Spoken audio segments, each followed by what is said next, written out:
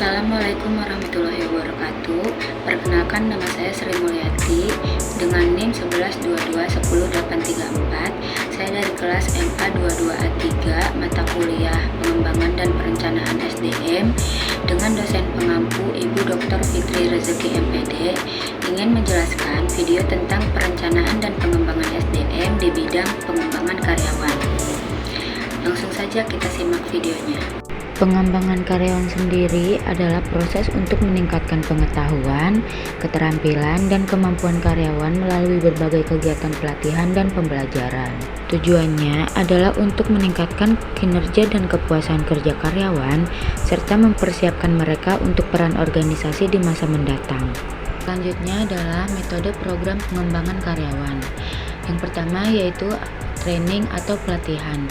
Pelatihan atau training bagi para karyawan adalah salah satu program yang dapat membantu setiap orang yang tergabung di dalamnya agar semakin berkembang.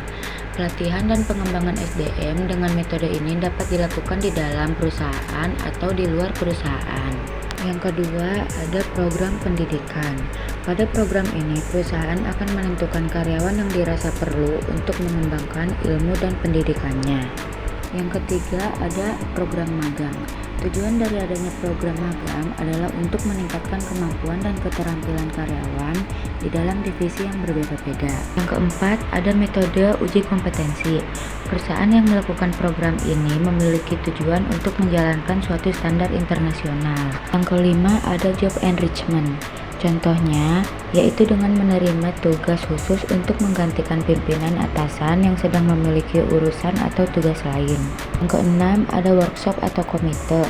Metode ini dapat memberikan kesempatan bagi para karyawan untuk dapat berinteraksi dengan rekan kerja dari dalam maupun luar perusahaan.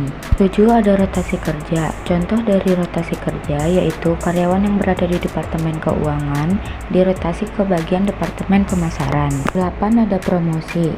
Promosi memiliki tujuan untuk dapat mengembangkan kemampuan dan keterampilan karyawan, serta dapat mempertahankan karyawan yang memiliki kinerja yang baik. Terakhir, ada studi banding.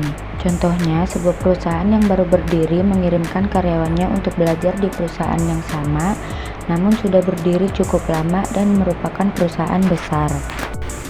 Selanjutnya ada tujuan pelatihan dan pengembangan karyawan. Yang pertama itu meningkatkan produktivitas, kedua meningkatkan kinerja, ketiga meningkatkan motivasi, keempat meningkatkan kepuasan kerja, dan kelima meningkatkan kemampuan beradaptasi.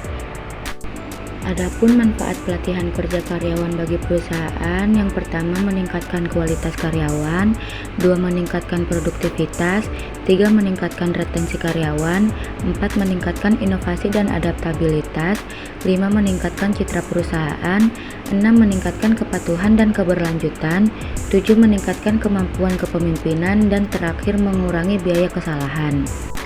Sedangkan manfaat pengembangan karir karyawan bagi karyawannya sendiri yaitu meningkatkan kemampuan karyawan, meningkatkan suplai karyawan yang berkemampuan, memperluas relasi, meningkatkan motivasi kerja karyawan, meningkatkan kesejahteraan karyawan, dan meningkatkan keterampilan bekerja.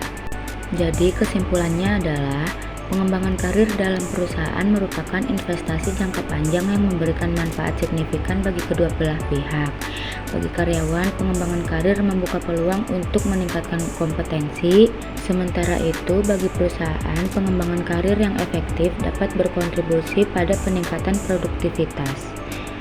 Terima kasih kepada semua yang telah mendengar dan melihat video penjelasan saya hingga akhir.